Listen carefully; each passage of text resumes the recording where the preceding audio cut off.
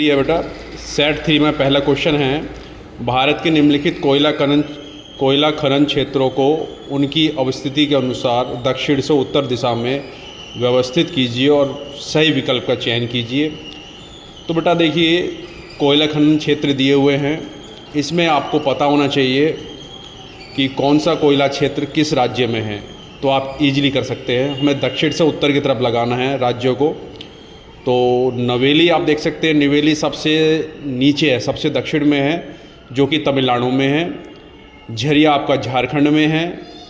सिंगरौनी आपका आंध्र प्रदेश में है और तलचर आपका ओडिशा में है। तो अब आप इजीली देख सकते हैं। तो इसमें देखा जाए तो नवेली सबसे दक्षिण में है, तो 2 से स्टार्ट होगा। ऑप्शन नंबर सी और डी तो वैसे ही कट जाएगा। ऑप्शन नंबर बचता है ए और बी। ए और बी में देखें तो सबसे पहले आएगा नवेली, नवेली के बाद आएगा सिंगरौनी 2, 1 और उसके बाद तलचर 4 और झरिया सबसे बाद में झारखंड में। तो इसका ऑप्शन राइट ऑप्शन होगा बी। क्वेश्चन नंबर 2 है, किसी प्रदेश की विलक्षणता की पहचान करने तथा वह अन्य क्षेत्रों से किस प्रकार भिन्न है, यह अवधारणा निम्नलिखित भूगोल के किस उपागम से संबंधित है। ये बेटा टॉपिक 1 से आया है, फर्स्ट बुक के टॉपिक 1 से। इसमें आपकी जो ये स्टेटमेंट दिया हुआ है, ये आपका राइट आंसर होगा इसका, क्षेत्रीय विभेदन। इसके बाद क्वेश्चन नंबर 3,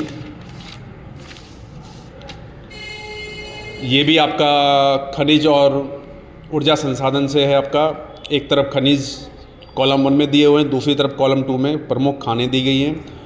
तो लोहा अयस्क की खान जो है आपकी, वो है चंद्रपुर। मैग्नीज की खान है हमारी सुंदरगढ़। बॉक्साइट की खान है हमारी कटनी और तांबा की खान है हमारी भीलवाड़ा।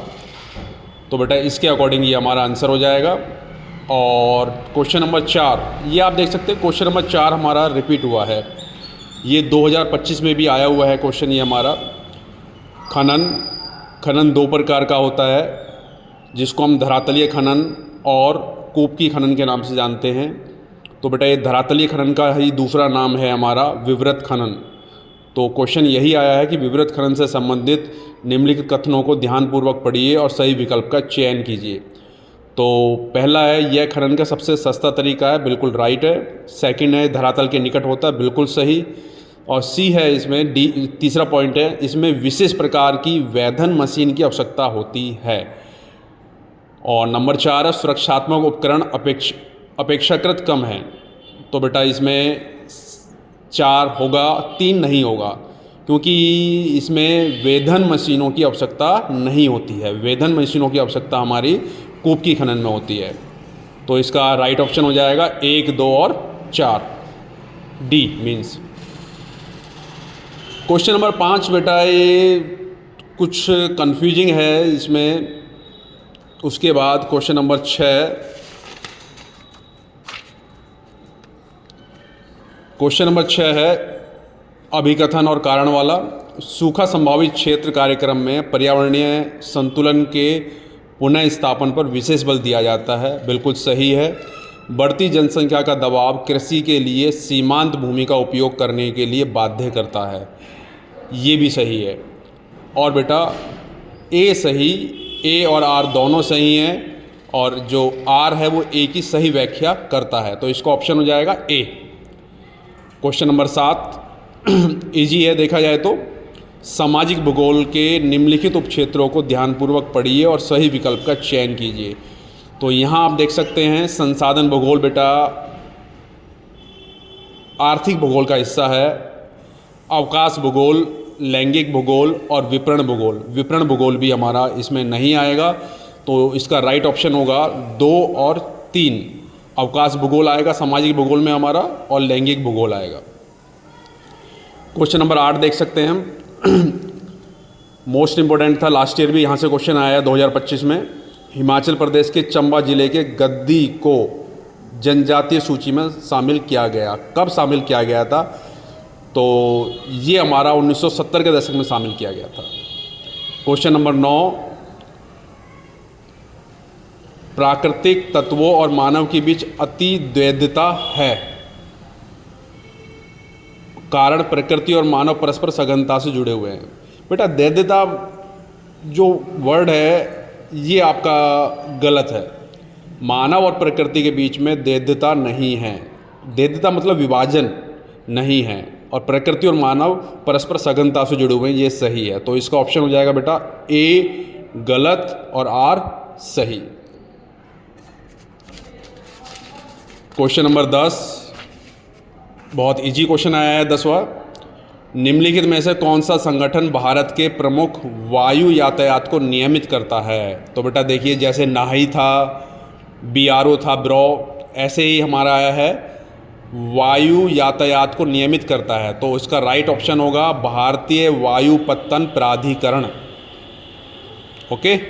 और क्वेश्चन नंबर 11 ये भी रिपीट है बेटा, 2024 में आया हुआ है ये वाला क्वेश्चन।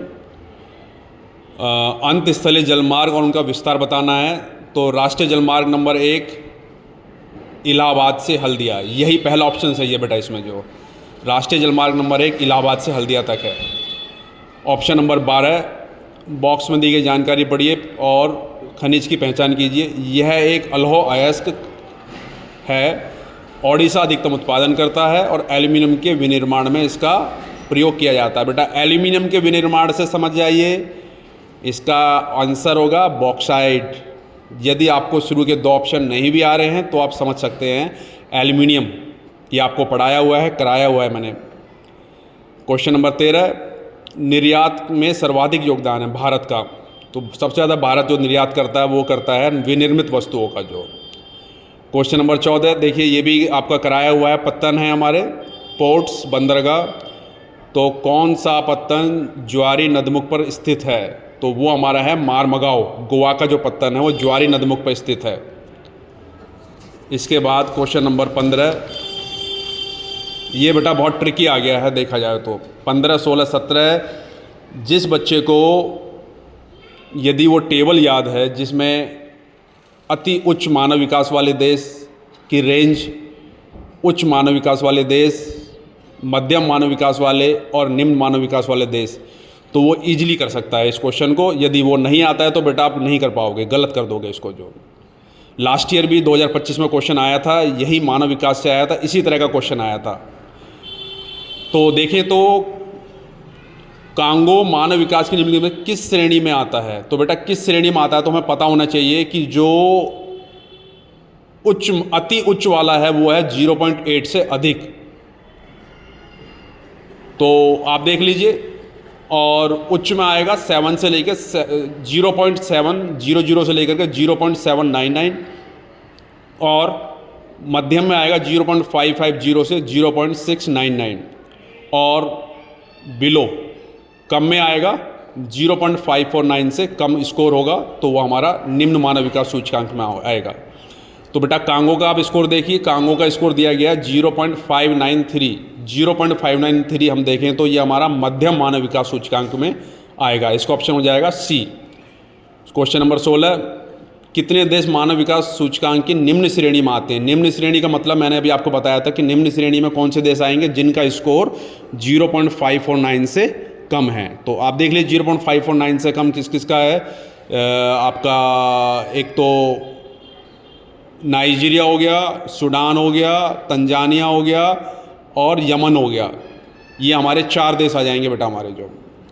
उसके बाद क्वेश्चन नंबर 17 कौन सा यूरोपीय देश मानव विकास की अति उच्च श्रेणी में आता है? अब देखिए बेटा आपको पहचानना कि यूरोप का कौन सा देश है। Congo, Belarus, Botswana, Mexico, Nigeria, Sudan, Tanzania, Chile, Yemen. आप बच्चे इसमें सब कुछ पहचान लेंगे, लेकिन बेलारूस और बोत्सवाना में कन्फ्यूजन हो जाएंगे। बेटा बोत्सवाना जो है अफ्रीका का देश है और बेलारूस यूरोप का है, तो इसका राइट ऑप्शन हो जाएगा बेलारूस। तो इस तरीके से ये हमारे 17 क्वेश्चन MCQ के हमने डिस्कस किए। अगली वीडियो देखने के लिए लाइक करें, शेयर करें, सब्सक्राइब करें। जल्दी ही मैं आपको आगे के क्वेश्चंस भी डिस्कस करूँगा। Thank you.